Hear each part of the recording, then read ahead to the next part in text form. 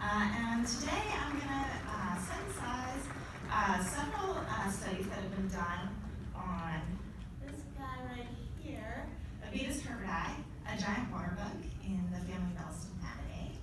As I do this, I'm going to add some of my own newer data in. And I want to keep this in a context of the adaptive importance of cryptic biodiversity to species, both persistence and conservation. So Abetus is found in the Madrean Sky Islands, which are in southern Arizona, northern Mexico, New Mexico a little bit. And what this system is a series of small mountain ranges, or sky islands, separated by a desert sea. So you can see these little isolated small mountain ranges that are surrounded by low desert. So it's an island archipelago. This system is unfortunately changing rather rapidly. The desert southwest in the United States is getting drier and hotter much faster than the rest of the country. And that coupled with water withdrawal in the region for agriculture and urban development is having quite an impact on the aquatic biota of this region. So a typical mountain stream in the MSI, I just kind of want to introduce some terminology that I'm going to be using here. It goes along this hydrologic gradient that is closely coupled with elevation. So as you move up the stream and away from the low desert floor, you have these ephemeral stream reaches. So these are regions of the stream that pretty much only flow during precipitation events or directly after. If you keep moving up in elevation, you get to these intermittent reaches where you have parts of the stream that flow essentially during the wet season. In really dry years, these reaches may not flow at all. In really wet years, these reaches may flow all year. And then as you move up further, you get to the perennial reaches. And these are reaches that are permanent, right? So the way our lab group defines perennial reaches is essentially any place that has water during the driest part of the dry season in a drought year. So here we have water all the time. And this is, closely tied to elevation. It's also closely tied to precipitation. All these things kind of tie into each other. So here you see rainfall in this area. Again, those mountain ranges are outlined in black. And what we see is that the tallest mountain ranges tend to catch the most precipitation. So we see this precipitation falls not just in the form of rain, but also in the form of snow in this area. So some of these mountain ranges are 10,000 feet tall. And that includes not necessarily the bigger mountain ranges, but the taller ones. So like this picture is this little mountain range right here, which is about 9,000 feet tall. And when we see these taller mountain ranges that get more precipitation, we also see differences in the relative amount of perennial habitat in these places. So the perennial reaches in these streams tend to be larger, they actually flow, versus our low elevation mountain ranges where this is actually a perennial reach, this nasty little bathtub sized, although it is surprisingly deep. And you can actually go here, you can take a dip net and you can scoop out a big net that is just filled with invertebrate life during the dry season from a reach like this. So Abetus herbidae, my bug, it requires perennial water. So this bug, it will, during the wet season, it'll expand out into those intermittent reaches, and then as the stream dries down, it will track back to those perennial reaches. It will survive in those nasty, low O2, hot bathtub pools throughout the dry season, and then it's also found in those beautiful flowing streams. It's completely flightless, so it can't climb out and fly to the next source of perennial water. It crawls really rather slowly and can only be dry for really a few hours before it dies. And in a lot of these invertebrate-dominated systems, it's one of the top predators, so it's quite important ecologically. Just as a fun little aside, it also has paternal care. So this is a male harboring eggs on his back and actually also cannibalizing a younger individual. They are quite ferocious. And then it has a lot of strong local adaptation. And I have a little video here that hopefully will work. And I don't really want the sound.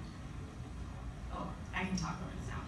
Okay, so what we're looking at here is a stream during a rainstorm. And you can see how this kind of, with the geology of the stream, when it rains really hard and the stream levels rise, we get these massive flash floods that just blow through the system, blow everything out, all the rocks and trees, and all the little bugs. So what a beetus does is it actually, once it starts to rain, is it crawls out of the stream and up the canyon wall in order to keep from getting blown away.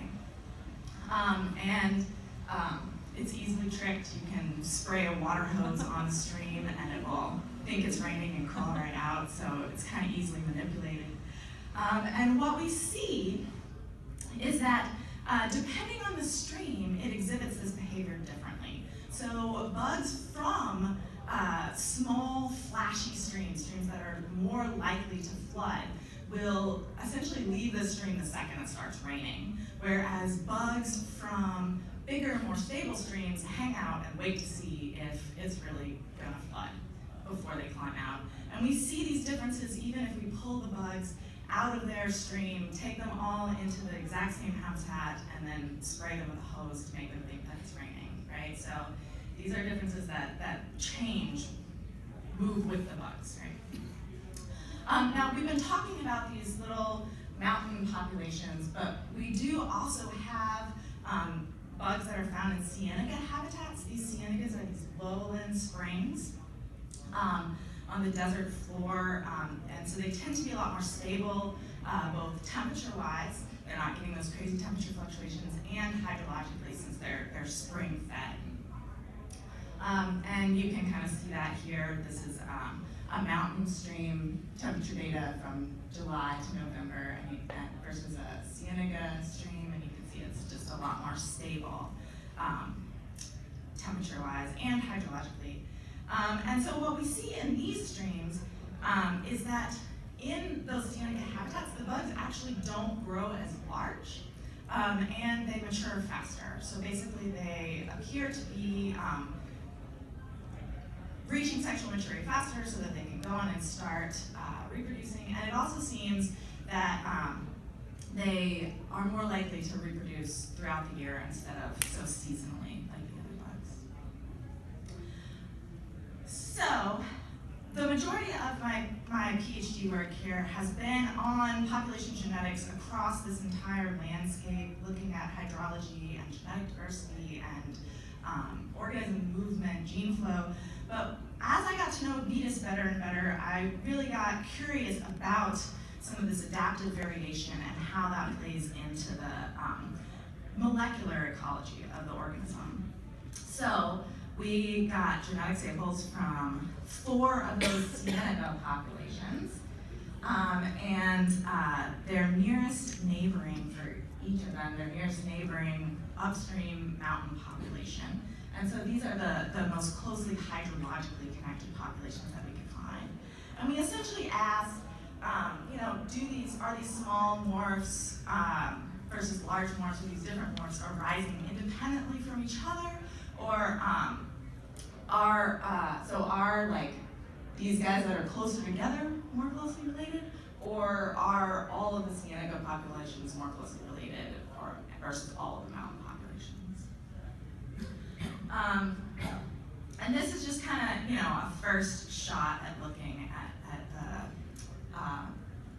genetics of the system. And then one other cool thing that I want to point out really fast is that these two populations are extinct now. So these streams have dried up, they've transitioned from, their perennial reaches have transitioned from to intermittent, excuse me, and these bugs are gone, so we can't get any more. So there's also kind of an urgency to studying the system.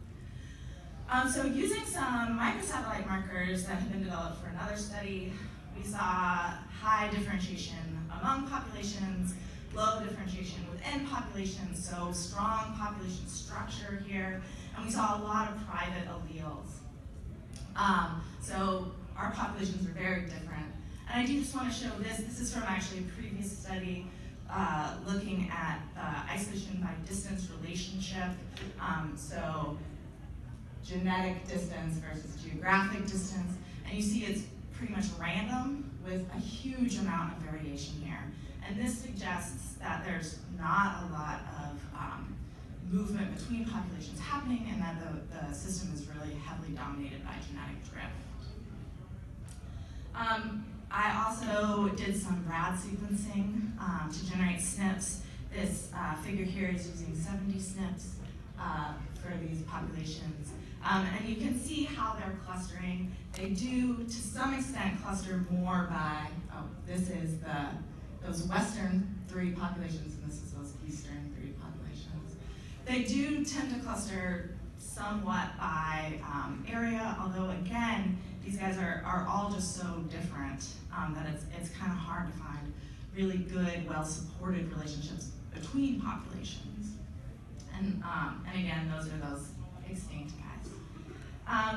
But what we do see here is that many loci are only present in a single population. And those loci are filtered out for this particular analyses because most of the population genetic analyses you have just won't accept the amount of missing data. So we actually go from 70 SNPs to about 5,000 SNPs if we keep the missing data heavy loci. And again, most of those loci are only present in a single population. And this really suggests that there's very strong differentiation, genetic isolation for each individual population. I'm running out of time here, so I'm going to speed ahead a little bit.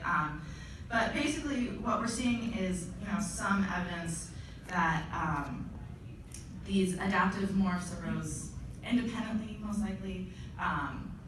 That future extinction events for the species are likely, and that successful recolonization, because they can't move around and because they're highly locally adapted, is very unlikely.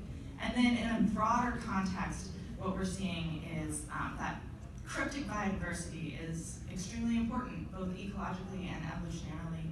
And identifying these evolutionarily significant units could be really important as we attempt to manage for species, especially species that are naturally in very fragmented habitats.